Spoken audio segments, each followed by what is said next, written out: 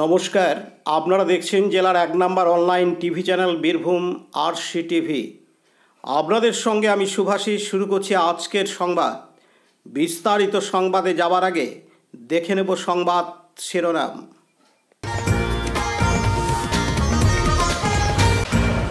সাত সকালেই সিউড়ি রেল স্টেশনে ট্রেনে কেটে মৃত্যু হলো এক যাত্রীর।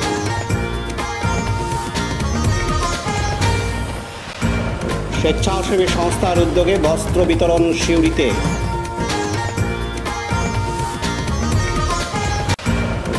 মুরারই প্রাণী সম্পদ দপ্তরের উদ্যোগে হাঁসের বাচ্চা বিতরণ। মুরারই চলন্ত ট্রেন থেকে পড়ে গিয়ে আহত হলো এক ব্যক্তি।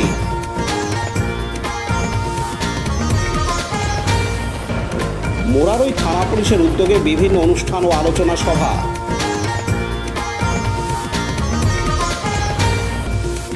দুর্গাপূজার ভার্চুয়ালি শুভ উদ্বোধন মুরারইয়ের মোহরাপুর অঞ্চলে।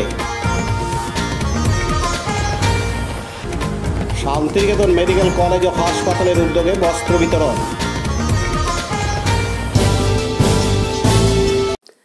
আজ সোমবার ৭ই অক্টোবর সাত সকালেই সিউড়ি রেল স্টেশনে মৃত্যু হলো এক যাত্রীর। ট্রেনে কাটা পড়ে যাত্রীর মৃত্যু হয়। মৃত ওই ব্যক্তির নাম সুদীপ্ত মণ্ডল। তিনি সিউড়ি থানার অন্তর্গত কোমা গ্রাম পঞ্চায়েতের জানুরির বাসিন্দা। এমন ঘটনা আত্মহত্যা নাকি দুর্ঘটনা তা নিয়ে সংশয় রয়েছে।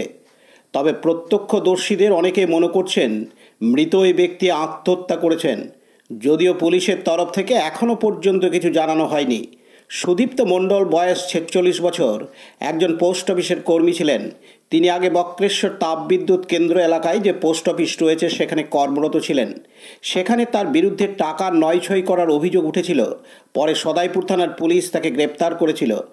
এরপর তিনি রামপুরহাটে পোস্টিং পান। প্রতিদিন অন্ডাল রামপুরহাট যে ইএমইউ ট্রেন রয়েছে সেই ট্রেনে সকাল ৬টা ৫৫ সিউড়ি থেকে রামপুরহাটের উদ্দেশ্যে তিনি রওনা দিতেন। এরই মধ্যে আজ এমন ঘটনা ঘটে যায়। অনেকেই মনে করছেন মানসিক চাপেই হয়তো তিনি এমন সিদ্ধান্ত নিয়েছেন।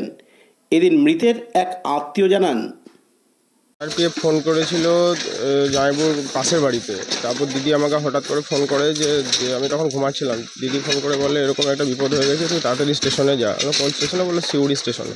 এসে দেখি এরকমভাবে ট্রেনে পড়ে আছে কাটা অবস্থায়। কোন ট্রেনের সঙ্গে হয়েছে কি জানতে পারছেন? অন্ডাল রামপুরহাট বলছে যে ট্রেনটা যাচ্ছিলো সেই ট্রেনে অ্যাক্সিডেন্টটা হয়েছে। ১ নম্বর প্ল্যাটফর্মে? হ্যাঁ, ১ নম্বর প্ল্যাটফর্মে। আত্মহত্যা করেছে না আমি সেটা পুলিশ তো এখনও বুঝতে পারছে না, বা বুঝতে আমিও পারছি না। দেখাই যাক কী হচ্ছে, তারপর বোঝা যাবে সেটা। কোথায় যাচ্ছিলেন? রামপুরহাট পোস্ট অফিসে চাকরি করেন উনি। রামপুরহাট পোস্ট অফিসে যাওয়ার জন্য ট্রেন ধরছিলেন। কী পদে আছেন উনি? উনি গ্রুপ সি নাকি সেই পদেই আছেন। নাম আর বয়স? সুদীপ্ত মণ্ডল, 46, বাড়ি জানুরি, সিউড়ি থানা। পার্থ দাসের report, Birbhum RC TV, Suri. এখন বিজ্ঞাপন বিরতি, ফিরে আসছি বিরতির পর। সব থেকে ভালো চিকিৎসা সবচেয়ে কম খরচে, সবচেয়ে কম খরচে। সব থেকে ভালো চিকিৎসা সবচেয়ে কম খরচে, সবচেয়ে কম খরচে। বিশ্বমানের স্বাস্থ্য পরিষেবা মিলবে দিনে রাতে। বিশ্বমানের স্বাস্থ্য পরিষেবা মিলবে দিনে রাতে। মণি মহেশ হসপিটাল, মণি মহেশ হসপিটাল, মণি মহেশ হসপিটাল, মণি মহেশ হসপিটাল। মণি মহেশ হসপিটাল, দুবরাজপুর, বীরভূম।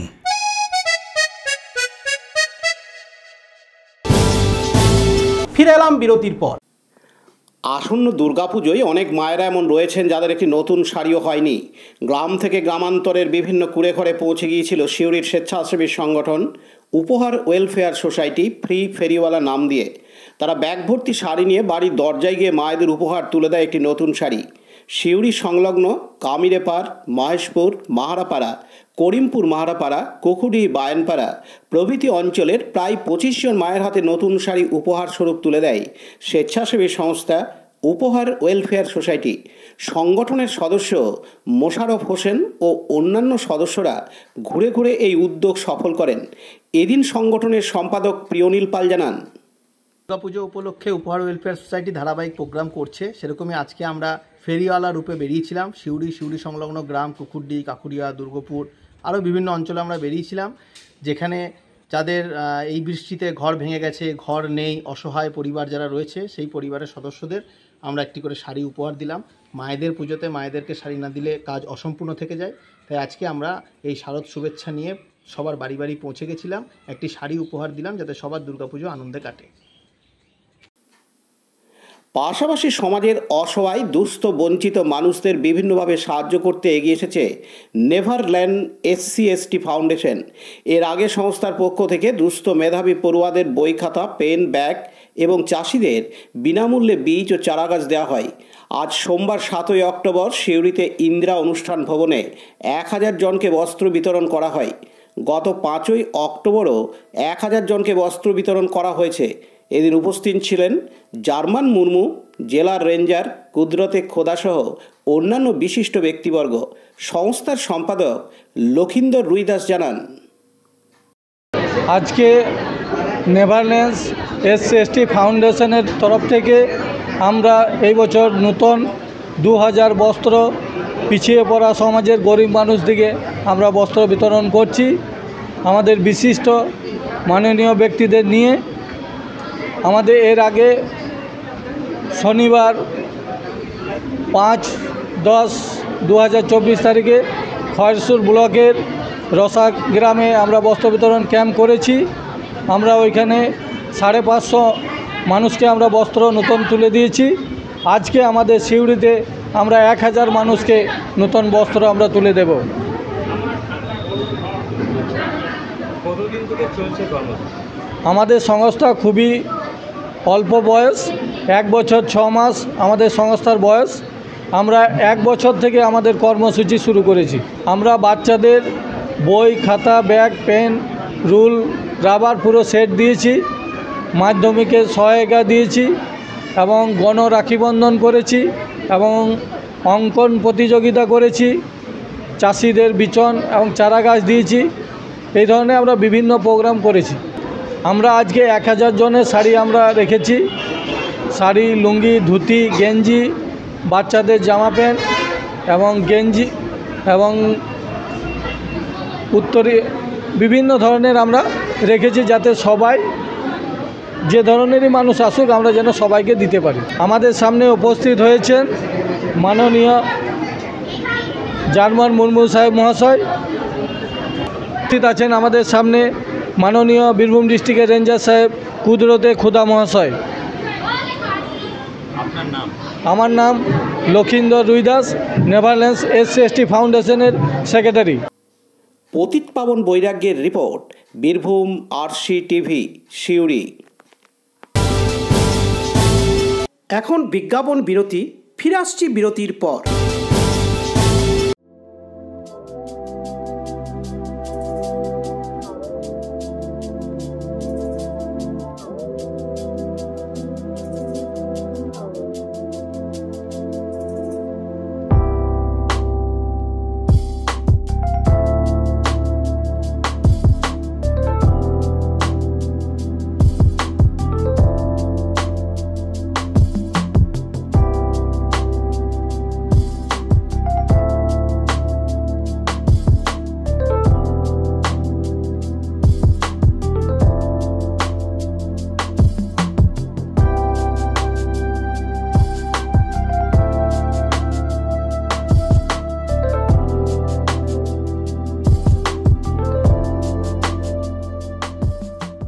ফিরে এলাম বিরতির পর। আজ সোমবার 7ই অক্টোবর বীরভূম জেলার মুরারই 1 নম্বর ব্লকের প্রাণী সম্পদ দপ্তর থেকে মুরারই 1 নম্বর ব্লক এলাকার প্রায় 340 জন বেনিফিশিয়ারিকে 10টি করে হাঁসের বাচ্চা বিতরণ করা হয়। এই হাঁসের বাচ্চাগুলি তুলে দেন মুরারই 1 নম্বর ব্লকের BLDO ডাক্তার অচিন্ত মহান্তি। এই বাচ্চাগুলি তুলে দেওয়া হয় এই জন্যই যাতে করে হাঁসের বাচ্চাগুলিকে বড় করে বা লালন পালন করে পারিবারিক অর্থের কাজে লাগাতে পারে। দুস্থ অসহায় পরিবারগুলি হাঁসগুলি লালন পালন করে সাংসারিক খরচ খরচা জোগাতে পারে, নিজেদের স্বাবলম্বী করে তুলতে পারে। এদিন মুরারই 1 নম্বর ব্লকের বিএলডিও ডাক্তার অচিন্ত মহান্তি জানান, কি দেওয়া চলছে আপনার? আজকে আমাদের 10টি করে ডাকলিং গোটা মুরারই ব্লকের 7টা জিপির 348 জন উপভোক্তাকে 10টি করে ডাকলিং দেওয়া হয়। এগুলো কি জন্য দেওয়া হচ্ছে? এগুলো হচ্ছে ডিম উৎপাদন বাড়ানো বা মানুষের ক্ষতি ইকোনমিক বা নিউট্রিশনাল সিকিউরিটির জন্য। আপনার নাম? ডক্টর অচিন্ত মহান্তি, বিএলডিও মুরারই 1 নম্বর। দীপু মিয়ার রিপোর্ট, বীরভূম RCTV মুরারই। এখন বিজ্ঞাপন বিরতি, ফিরে আসছি বিরতির পর। RCS Network, high speed internet, broadband, cable TV and landline service provider, Dubrajpur, Birbhum.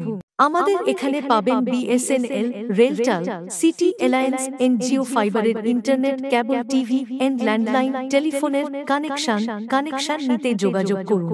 Dubrajpur 0346229627 7449000072 9732202011 8207037404।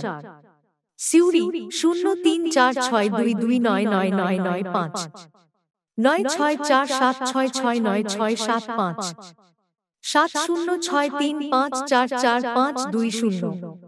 ফিরে এলাম বিরতির পর। গতকাল রবিবার 6 অক্টোবর বীরভূম জেলার মুরারই রেল স্টেশনে রাত্রি 9:30টার সময় ডাউন জামালপুর রামপুরহাট প্যাসেঞ্জার ট্রেনে চলন্ত অবস্থায় চাপতে গেলে এক ব্যক্তি ট্রেনের তলায় পড়ে যায়। ট্রেনটি ছেড়ে দেওয়ার সময় দুর্ঘটনাটি ঘটে বলে জানা যায়।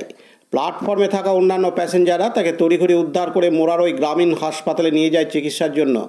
চিকিৎসকরাও ওই ব্যক্তির তড়িঘড়ি চিকিৎসা শুরু করেন। দীপু মিয়ার রিপোর্ট, বীরভূম RCTV মুরারই। এখন বিজ্ঞাপন বিরতি, ফিরে আসছি বিরতির পর। বঞ্চনার অবসান, শ্রমের সম্মান। 100 দিনের কাজের অদক্ষ শ্রমদানকারীদের জীবনে এলো নতুন প্রভাতের আলো।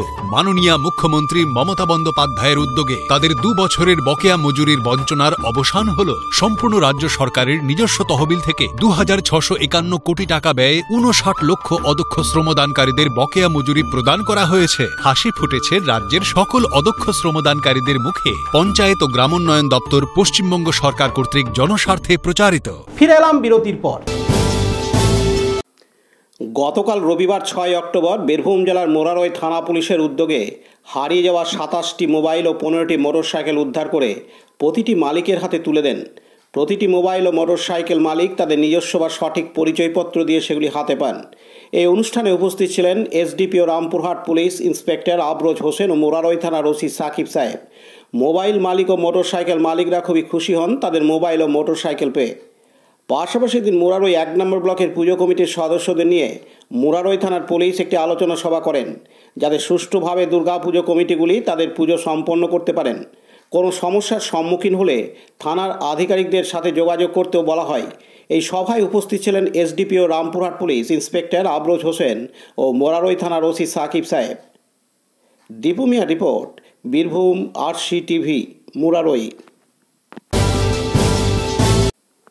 গতকাল রবিবার 6 অক্টোবর বীরভূম জেলার মুরারই 1 নম্বর ব্লকের মোহরাপুর অঞ্চলের মোহরাপুর গ্রামের সার্বজনীন দুর্গাপুজোর ভার্চুয়ালি শুভ উদ্বোধন করেন মাননীয় মুখ্যমন্ত্রী মমতা বন্দ্যোপাধ্যায়। এই অনুষ্ঠানে উপস্থিত ছিলেন মুরারই 1 নম্বর ব্লকের তৃণমূল কংগ্রেসের ব্লক সভাপতি বিনয় কুমার ঘোষ, জেলা কৃষি কর্মাধ্যক্ষ সিরাজুল ইসলাম খান, জেলা পরিষদের সদস্য প্রদীপ কুমার ভগত, নূরজাহান বিবি, বিশিষ্ট সমাজসেবী আসগর আলী, মুরারই থানার ওসি সাকিব সাহেব, রামপুরহাটের SDPO প্রমুখ। দীপু মিয়ার report, Birbhum RCTV Murarai. Santiniketan medical college ও হাসপাতালের উদ্যোগে পজিটিভ বার্তার সহযোগিতায় বস্ত্র বিতরণী অনুষ্ঠান হয়ে গেল। এই অনুষ্ঠানে পিছিয়ে পড়া আদিবাসী সম্প্রদায়ের মানুষদের নিয়ে বাঙালির সর্বশ্রেষ্ঠ উৎসব দুর্গোৎসবে সামিল হয়েছে শান্তিনিকেতন মেডিকেল কলেজ ও হাসপাতাল।